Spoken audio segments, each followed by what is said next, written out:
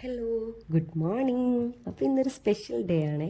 വേറെ ഒന്നുമല്ല, ഇന്ന് എൻ്റെ പൊന്നാപ്പൂവിൻ്റെ ബർത്ത്ഡേ ആണ് കേട്ടോ. അതായത് എൻ്റെ പൊന്നാച്ചന് ഇന്ന് 4 വയസ്സായിരിക്കുകയാണ്. അപ്പോൾ രാവിലെ തന്നെ കുഞ്ഞിനെ ഞാൻ ഒന്ന് വിളിച്ചുണർത്തിയിട്ടുണ്ട്. നമുക്ക് രാവിലെ ഒന്ന് അമ്പലത്തിൽ പോകാനുണ്ട്. അങ്ങനെ കുഞ്ഞ് രാവിലെ എഴുന്നേറ്റിരിക്കുകയാണ്. ഞാൻ നേരെ കിച്ചണിലോട്ട് കയറി. കുഞ്ഞിന് ദോശയും സാമ്പാറുമാണ് ഏറ്റവും ഇഷ്ടപ്പെട്ട ബ്രേക്ക്ഫാസ്റ്റ്. അതുകൊണ്ട് ഇന്ന് നമുക്ക് ദോശയും സാമ്പാറും തന്നെ ഉണ്ടാക്കി കൊടുക്കാമെന്ന് വിചാരിച്ചു.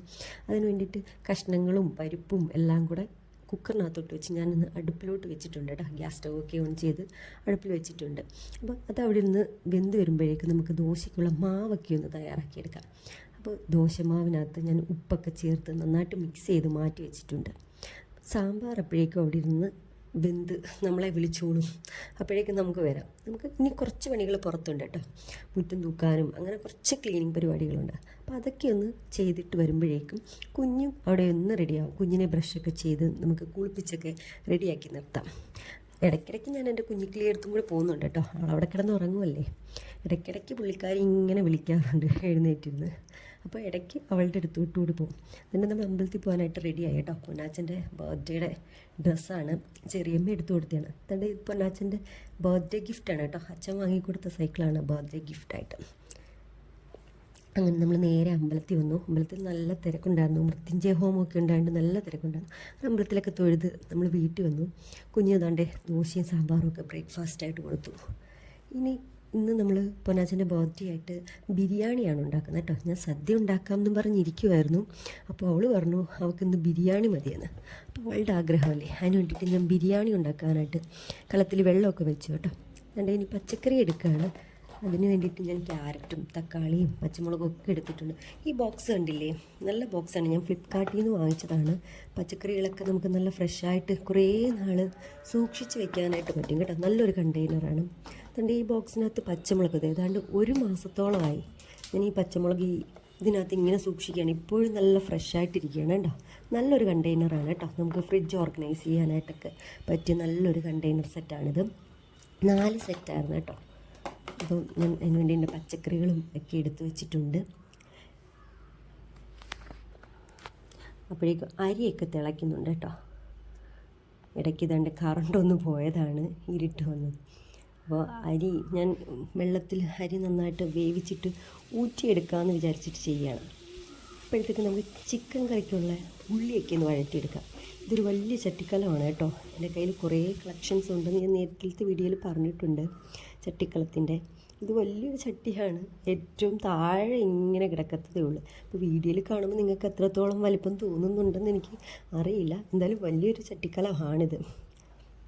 അങ്ങനെ ഞാൻ ഉള്ളിയൊക്കെ നന്നായിട്ട് വഴറ്റി എടുത്തിട്ടുണ്ട്. സവാളയും ചെറിയുള്ളി എല്ലാം കൂടെ വഴറ്റി. ഇനി നമുക്കൊരു മസാല തയ്യാറാക്കാം. അതിന് വേണ്ടിയിട്ട് ഞാനൊരു മിക്സിയുടെ ജാറിലേക്ക് കുറച്ച് വെളുത്തുള്ളി, ഇഞ്ചി, പച്ചമുളക്, പുതിനയില, മല്ലിയില ഇതെല്ലാം കൂടി ഒന്ന് ചേർത്ത് നന്നായിട്ടൊന്ന് മിക്സ് ചെയ്യാനായിട്ടും വച്ചിട്ടുണ്ട് കേട്ടോ. അപ്പോഴേക്ക് ഇടയ്ക്കിടയ്ക്ക് നിന്ന് നമ്മുടെ ഉള്ളി വഴറ്റാൻ വെച്ചിരിക്കുകയല്ലേ, അതൊന്ന് വഴറ്റി ഇളക്കി കൊടുക്കണം.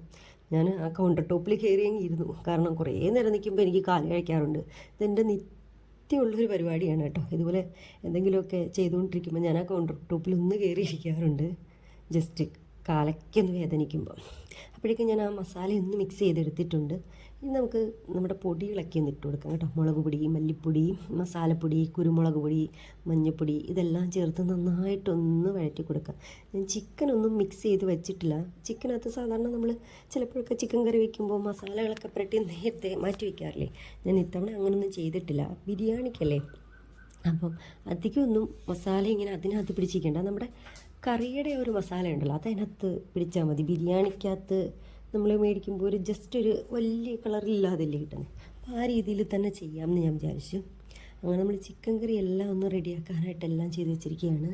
അപ്പോൾ ദാണ്ടെ എല്ലാം മിക്സ് ചെയ്ത് ചിക്കനും ഒക്കെ ഇട്ടൊന്ന് അടച്ച് വെച്ച് വേവിക്കുകയാണ് കേട്ടോ. അപ്പോൾ ദാണ്ടെ പച്ചക്കറി എരിയുന്നതിൻ്റെ ഇടയിൽ ഇടയ്ക്ക് എൻ്റെ കൈ ഒന്ന് മുറിഞ്ഞിട്ടുണ്ട്. ഞാൻ ക്യാരറ്റൊക്കെ ഒന്ന് നന്നായിട്ട് സ്ലൈസ് ചെയ്തെടുക്കുക. നമ്മുടെ ബിരിയാണിക്ക് ആവശ്യമായിട്ടുള്ള ചോറിനകത്ത് നമ്മൾ മിക്സ് ചെയ്തെടുത്തില്ലേ, അപ്പോൾ അതിന് വേണ്ടിയിട്ട് ഞാൻ ക്യാരറ്റൊക്കെ ഒന്ന് ജസ്റ്റ് ഒന്ന് സ്ലൈസ് ചെയ്തു. ഈ കത്തിക്ക് നല്ല മൂർച്ചയാണ് കേട്ടോ. ഇത് ഞാൻ ഫ്ലിപ്കാർട്ടിൽ നിന്ന് വാങ്ങിയതാണ്. വാങ്ങിയപ്പോൾ ഞാൻ ഇത്രയും പ്രതീക്ഷിച്ചില്ല, പക്ഷേ ഭയങ്കര മൂർച്ചയാണ്. ജസ്റ്റ് ഒന്ന് തട്ടിയാൽ മതി, അപ്പോഴേ കൈമുറി. എനിക്ക് ഈ ആയുധം വെച്ച് കളിക്കുമ്പോൾ തന്നെ എപ്പോഴും പണി കിട്ടാറുണ്ട്, എപ്പോഴും എൻ്റെ കൈമുറിയാറുണ്ട്. അങ്ങനെ തന്നെ നമ്മുടെ ചിക്കൻ കറിയൊക്കെ സെറ്റായിട്ടുണ്ട് കേട്ടോ.